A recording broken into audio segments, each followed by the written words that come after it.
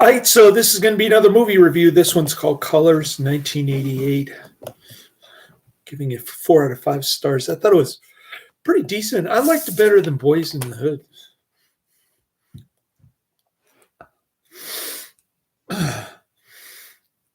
It's got tons of nudity in it.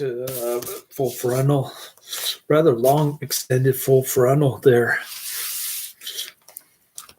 That's the reason to watch, really. Sean Penn's girlfriend is hot,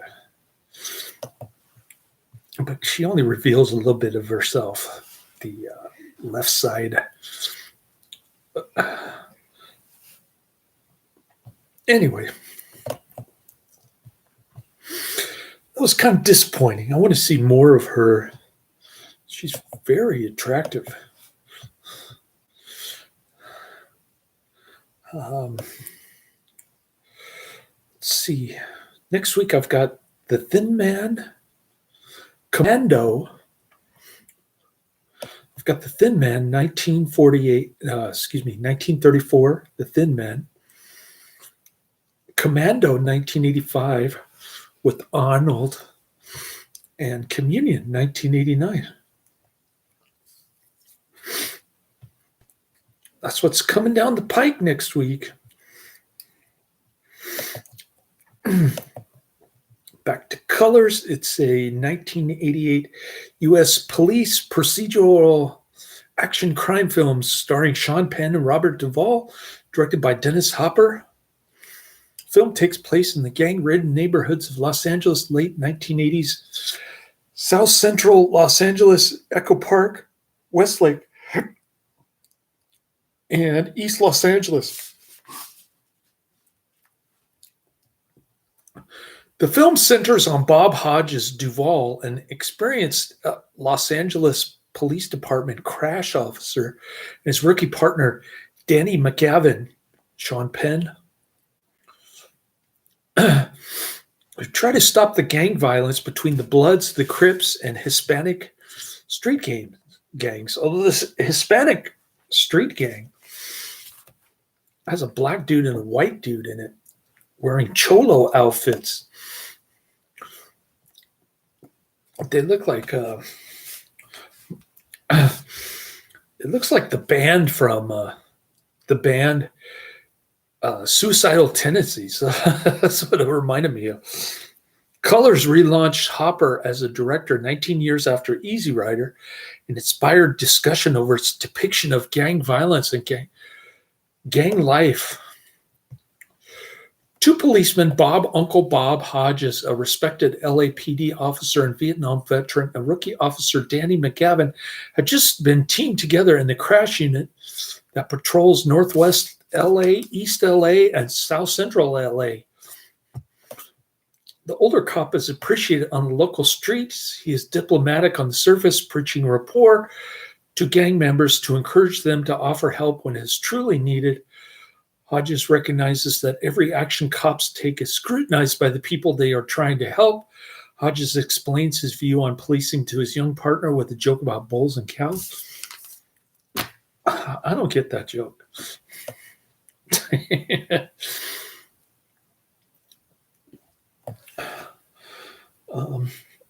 Besides the nudity,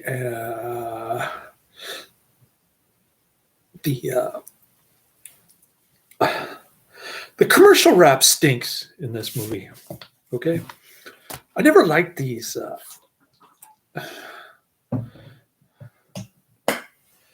lamestream rappers like Ice-T. I never cared for them back in the 80s. Anyways, all the movie's too long and the ending kind of bummed me out, but this movie has its moments. I have to say, it's rather long, 2 hours, but it's got those scenes that I mentioned kind of sprinkled around. So, pretty cool. Although the pair bond quickly, life lessons are seemingly lost on the aggressive Cavalier McGavin, whose stunts soon bring him notoriety Among the gang members and the people, such as attacking a graffiti artist by spraying his eyes with a paint can, McGavin wrecks their first unmarked car during a pursuit.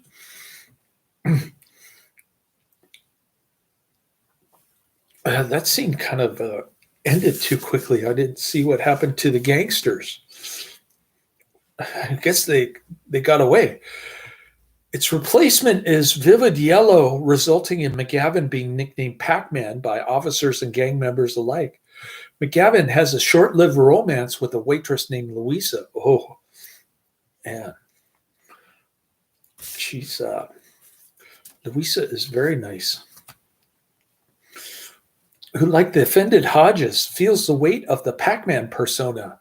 Amidst the strain of these relationships, the murder of a Bloods gang member escalates tension between the two other street gangs. A series of seemingly random incidents culminates with the two partners in the middle of the Crips, Bloods, and Hispanic Barrio War. The original release is 120 minutes, which is the DVD that I saw. There's 127 minutes director's cut. I'd like to see that. I bet you those 7 minutes are the choice scenes, the AOK scenes. All right. Budget $10 million. Box office $46.6 million. That's a pretty decent profit. The 21st Street Gang led. That's like 466% profit. The 21st Street Gang, led by a criminal named Frog, attempts to negotiate a peace similar to Hodges and steer clear of the melee. To protect his partner, Hodges unwittingly exposes Frog as a source on the Crips leader Rocket's scheme to kill McGavin.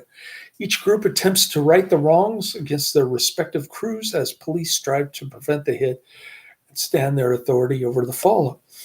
In the end, the unit moves in on the would-be last crew standing, the 21st Street Gang. While arresting Frog, Hodges fatally wounded by a 21st Street Gang gunman nicknamed Bird trying to do the hit on McGavin. With medics en route, McGavin comforts Hodges and breaks down with regret as the elder partner falls into delirium and dies.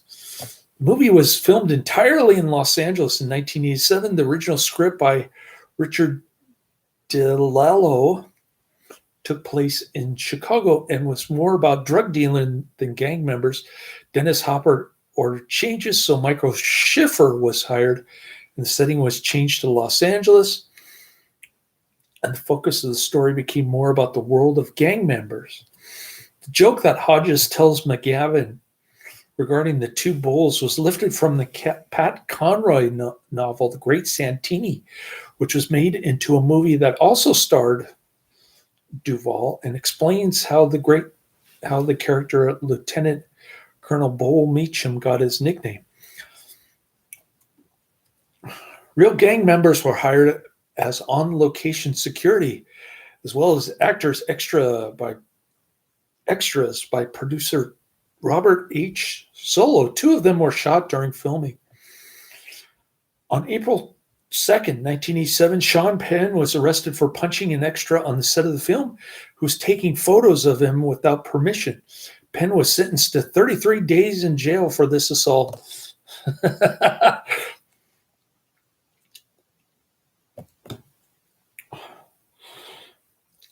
Is taking somebody's picture against their consent, is that a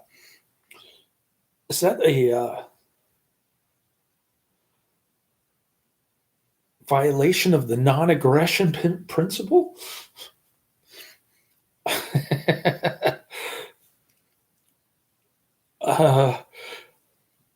Just saying, a soundtrack containing mainly hip-hop music. Hip-hop, that's commercial rap. What are you talking about?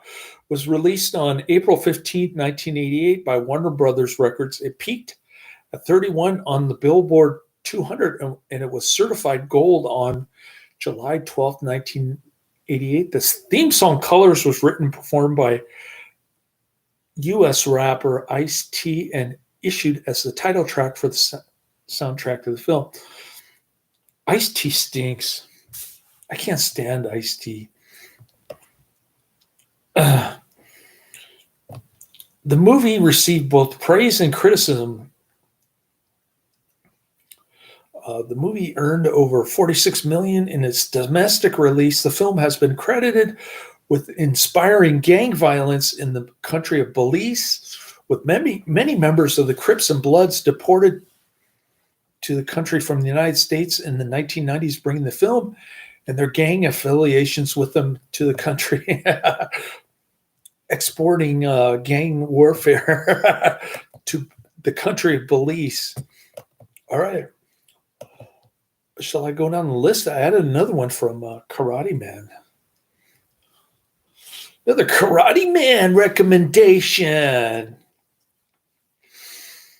I'm still stuck on You Bet Your Life, episode 66 or something. And there's 126 of them. I just haven't got the urge to watch it. It gets kind of old after a while. All right, let's see what we got here. The list. Let's go down this dang list. All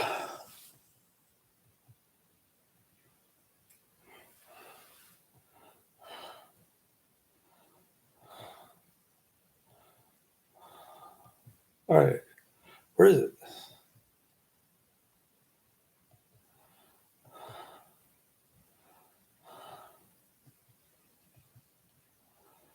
Here we go.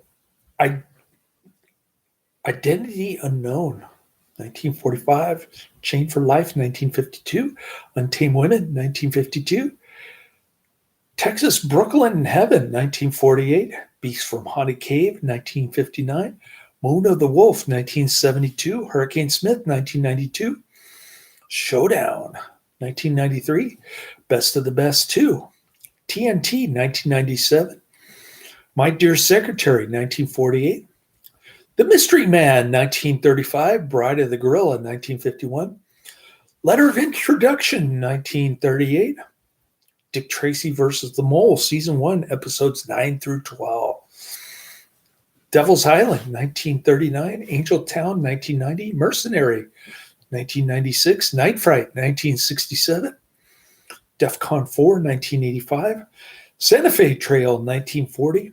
Renegade Girl, 1946. Passport for a Corpse, 1962. Excuse me. Black Dragons, 1942. Cyborg Cop 2. Drums of the Desert, 1940. Shock, 1946.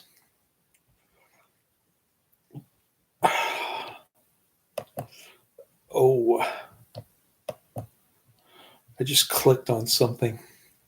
I lost my place. Sorry. Let me go back. Scroll down, keep going.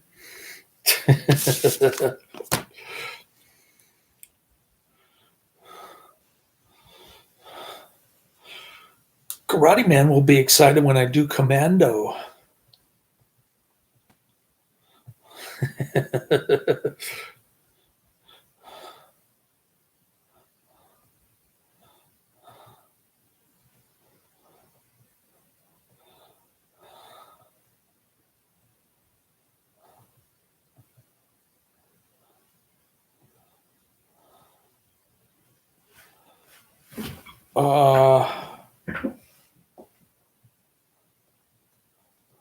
Here we go.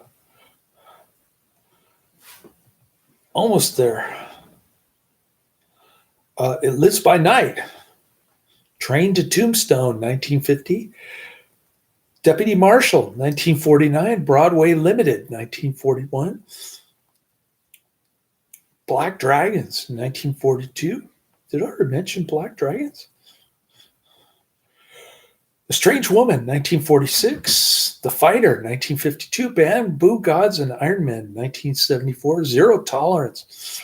Ulterior Motives, 1992. The Big Chance, 1933. I'll See You in Hell, 1960. Hostile Country, 1950. Three Desperate Men, 1951. The Star Packer, 1934.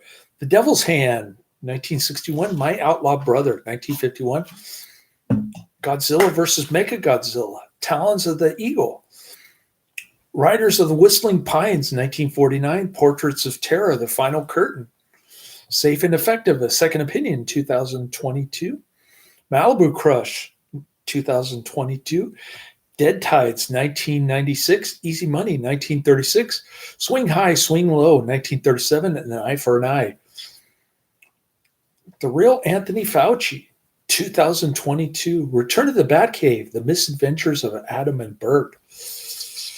The Giant Gila Monster, 1951. Shadows on the Stairs, 1941. The Bigamist, 1953. The Unholy Four, 1954. Triple Cross, 1966. Hold Me While I'm Naked, 1966. Head, 1968. 1990, The Bronx Warriors, 1982. Exterminators of the Year 3000, 1983.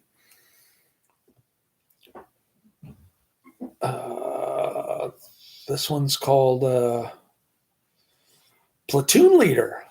Penny Serenade, 1941. Creature from the Haunted Sea, 1961.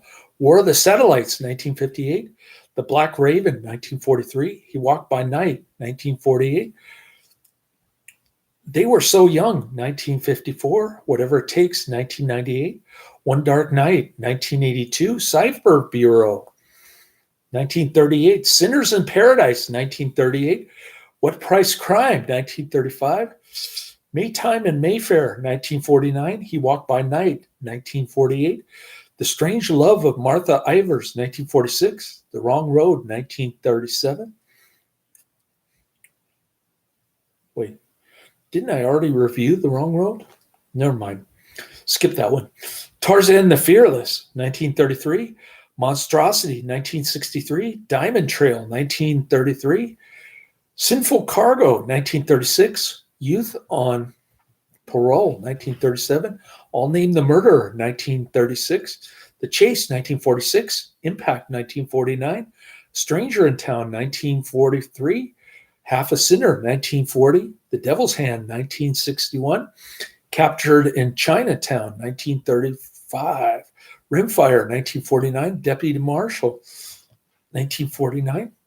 Tales of Robin Hood, 1951. The Magic Sword, 1962. Bandit Queen, 1950. Crooked River, 1950. Marshal of El Dorado, 1950. Colorado Ranger, 1950. Bandit Queen, 1950. Wild Weed, 1949. Strangers of the Evening, 1934.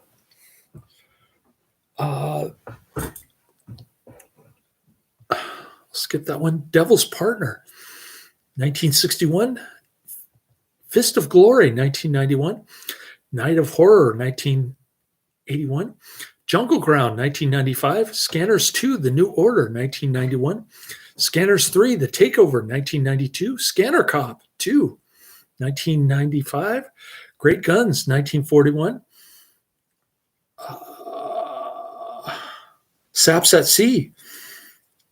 Charlie Chan, Murder Over New York. Best of the Best 4, Without Warning, 1998. Excessive Force, 1993. And the one that I skipped over was